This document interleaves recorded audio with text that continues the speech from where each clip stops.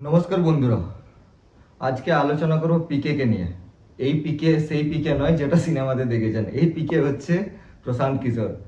এই পিকে প্রশান্ত কিশোর নরেন্দ্র মোদীর যে গুরুদেব, যদি আপনি মনে করেন যে এই নবীন নীতিন যে আছেন তাকে কিন্তু সরাসরি হারিয়ে দিয়েছে আজকে এই প্রশান্ত কিশোর। এই পিকে এই পিকে নিয়ে আজকে চর্চা। এই প্রশান্ত কিশোর যেভাবে সেখান থেকে ভোটে জিতলেন, বিজেপিকে যেভাবে হারালেন, এমনকি যেভাবে আজকে সবার সামনে তিনি উঠে এলেন ভোটে জিতে, সেটা সমাজের কাছে কতটা গুরুত্বপূর্ণ। এবং তিনি ভোটে জিতেছেন, যিনি বিহারের ভোটে নিজে ভোটে দাঁড়িয়েছিলেন না, তিনি কিন্তু আজ নিজে ভোটে দাঁড়িয়ে সে কিন্তু হারিয়েছে নবীন নীতিনকে। এখানে হারিয়ে দেওয়ার পর আজকে প্রশ্ন উঠছে যে আজকে যে লোকটা ওই রকম একটা ব্যক্তির মতন লোককে হারিয়ে দিতে পারে, সে পরবর্তীতে যে বিরোধী দলের জায়গায় সে বসবে, যখন বিরোধী দলের জায়গায় বসে সে যখন কংগ্রেস বা কেজরিওয়ালের পার্টি, আম আদমি পার্টি বা বাকি যে পার্টিগুলো আছে সেই সব পার্টির থেকে সে কতটা নিজেকে পরিচয় আলাদাভাবে তৈরি করতে পারে। এবং তার পার্টি তো কোনো সাথে ইন্ডিয়ার সাথে যুক্ত হওয়ার মতন পার্টি নয়, সে নিজে পার্টি তৈরি করেছিল। আজকে যাবতীয় এইসব আলোচনা করব যে এর ফল কি হতে পারে, তিনি কি বার্তা দিচ্ছেন সমাজকে, এবং তিনি সমাজের সাথে সাথে প্রধানমন্ত্রীকে কি বার্তা দিচ্ছেন। কারণ তিনি বিজেপিকে হারিয়েছেন। যেখানে হারিয়েছেন সেই বাঁকিপুর হচ্ছে বিহারের পশ্চিম এরিয়া। এই বিহারের পশ্চিম এরিয়ায় বাঁকিপুরে বিজেপিকে হারিয়েছে এবং বিজেপির শাসন হচ্ছে বর্তমান কেন্দ্র সরকার। তাকে কি বার্তা দিয়েছে আজকে আমাদের এই পিকে প্রশান্ত কিশোর, আজকে বিস্তারিত আলোচনা করব এই ভিডিওতে। প্রতিদিনের মতন প্রথম থেকে শুরু করি যে কিভাবে এই বাই ইলেকশন হয়, এই অসময়ে কেন এই বাই ইলেকশন। তার বড় কারণ হচ্ছে ভারতবর্ষের 3 জায়গাতে বাই ইলেকশন হয়েছে। এক হচ্ছে গুজরাট, মধ্যপ্রদেশ এবং বিহারে। এই 3টে জায়গায় বাই ইলেকশন হয়েছে। এবার বাই ইলেকশনগুলো কেন হয়? কারণ কোনো একটা জায়গায় যদি এমপি বা এমএলএ ভোটে জিতেন, সে যদি কখনো সেখানে ইস্তফা দেন, সে যদি না থাকেন, বেঁচে না থাকেন, মারা যায়, তখন সেখানে আবার বাই ইলেকশন হয়। এবং বাই ইলেকশনটা হয় ওই কার্যকরী, কারণ আমরা তো জানি যে সরকার 5 বছর থাকে।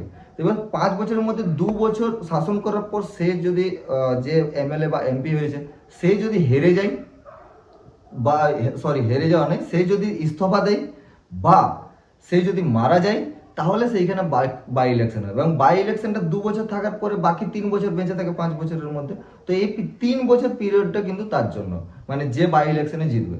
তো সাধারণত আমরা যে বাই ইলেকশন দেখি, বাই ইলেকশনে সাধারণত যে পার্টি সেখানে প্রথমে জিতেছিল সেই পার্টি সেকেন্ড টাইমও জিতে। কিন্তু এই বিহারের বাঁকিপুরে প্রথমে বিজেপি জিতেছিল, এবং বিজেপি জেতার পরেও বাই ইলেকশন হয়ে যে আজকে পিকে আমাদের প্রশান্ত কিশোর তিনি জিতেছেন। এইটা কিন্তু একটা সমাজে দেখার মতন একটা বিষয় যে তিনি এখানে জিতলেন ভোটে।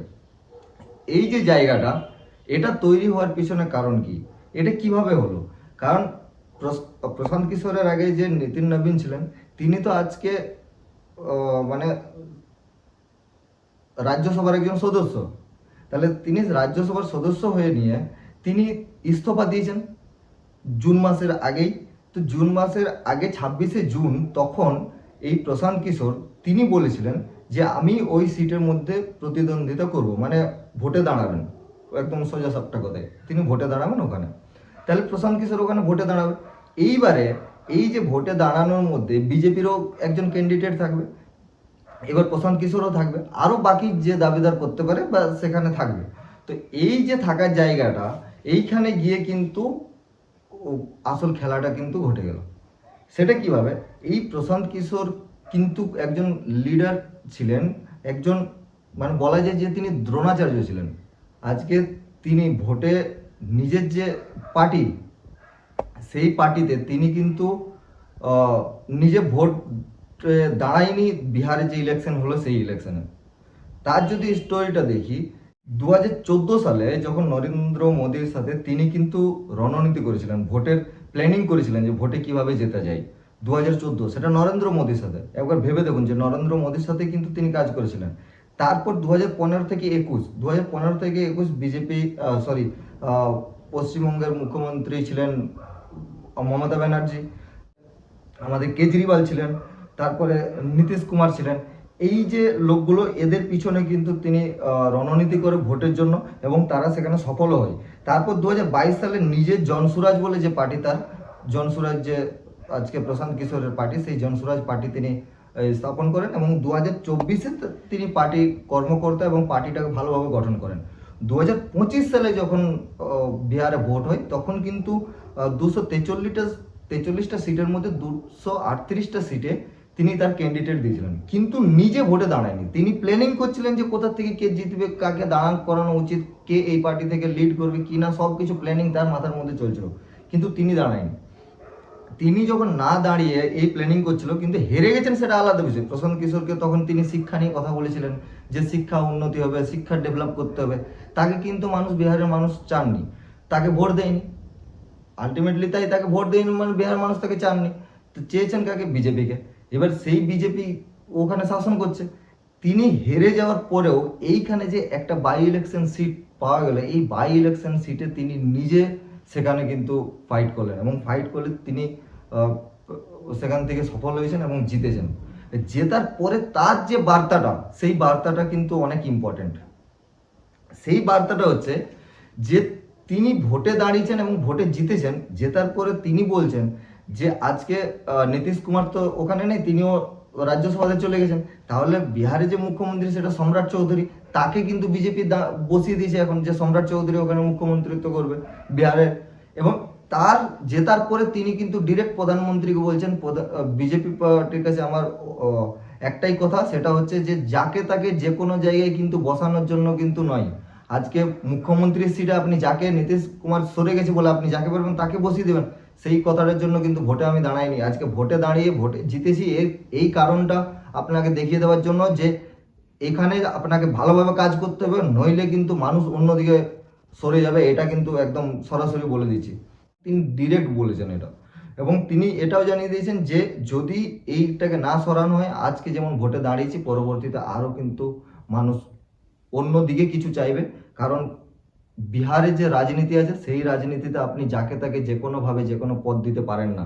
কারণ বিহারের এর আগে লালু যাদবের সময় যে গুন্ডারাজ ছিল, সেই গুন্ডারাজের কে কেন্দ্র করেই তো আজকে যে বাঁকিপুর আছে, সেখানে বিজেপি 25 বছর ধরে জিতেছে।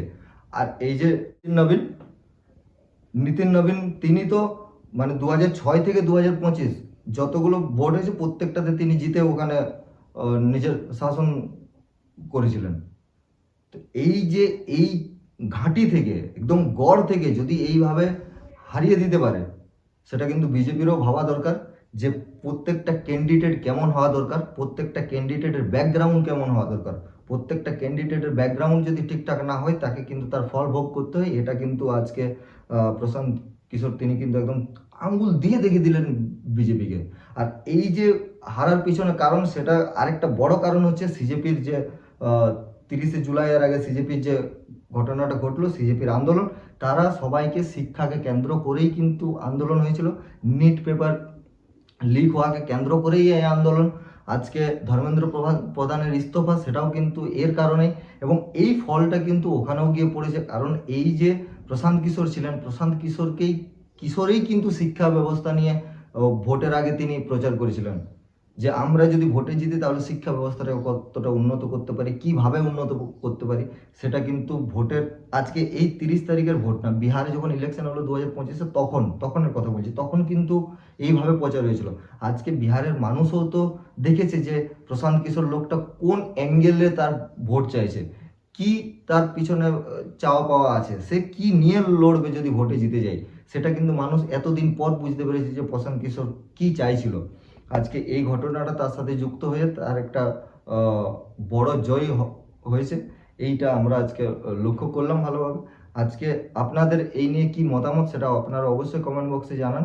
আমরা অপেক্ষায় থাকবো। আর যারা নতুন এসেছেন তারা প্লিজ সাবস্ক্রাইব করে রাখুন, কারণ সাবস্ক্রাইব করার জন্য কোনো টাকা লাগে না, শুধু সাবস্ক্রাইব বটনটি চিপলে হয়ে যায়।